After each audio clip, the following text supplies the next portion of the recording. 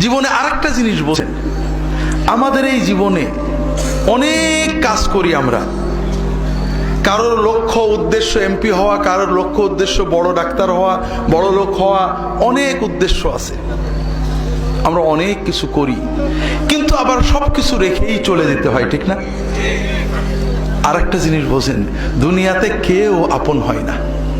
যে বউ আপন, 2 ঘন্টা আপন থাকেতে 4 ঘন্টা ঝগড়া করে, আসে না নেই? যে ছেলে আপন, সে 2 ঘন্টা কথা শুনে তো 4 ঘন্টা কথা শুনে না, ঠিক না বেঠিক? যে ভাই আপন, সে ভাই 2 ঘন্টা আপন আর 2 ঘন্টা পর। যে বাবা আপন, যে সবচেয়ে আপন মা আপন, সেও দেখা যাচ্ছে আরেক ভাইয়ের কথা শুনে পর হয়ে যায়, হয় না? হয় না হাজেরিন? দুনিয়াতে কেউ 16 আনা আপন হয় না। আমাদের এই জীবনটা পরকে আপন করার, মানুষকে খুশি করার জন্য একটা সংগ্রাম। ছোটবেলায় বাবা মাকে খুশি করার চেষ্টা করেছি, পারিনি, কত মারছে, ঠিক না বেঠিক? বড় হয়ে বান্ধবীদের বন্ধুদের খুশি করার চেষ্টা করছি, থাকেনি, ঠিক না বেঠিক?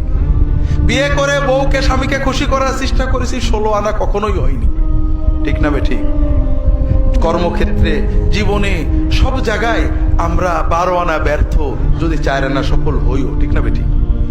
একজনই আছেন যাকে আপন করলে তিনি কখনো পর হন না। তিনি কে? আল্লাহকে আপন করতে পারলে সব সময় আল্লাহকে সাথে পাবেন। যদি আল্লাহকে আপন করে নিতে পারেন, আপনার বিপদে আপদে কষ্টে দুঃখে সব সময় মনে হবে আল্লাহ আপনার সাথেই রয়েছে। যে বেদনা কারোর কাছে বলা যায় না, বউয়ের কাছে বলা যায় না, মায়ের কাছে বলা যায় না, যে আনন্দে কাউকে শরীক করা যায় না, যদি আল্লাহকে আপন করতে পারেন, সেই আনন্দে আল্লাহকে শরীক করতে পারবেন। সেই বেদনার কথা আল্লাহর কাছে বলে বুকটাকে হালকা করতে পারবেন। কথাকে বুঝতে পেরেছেন?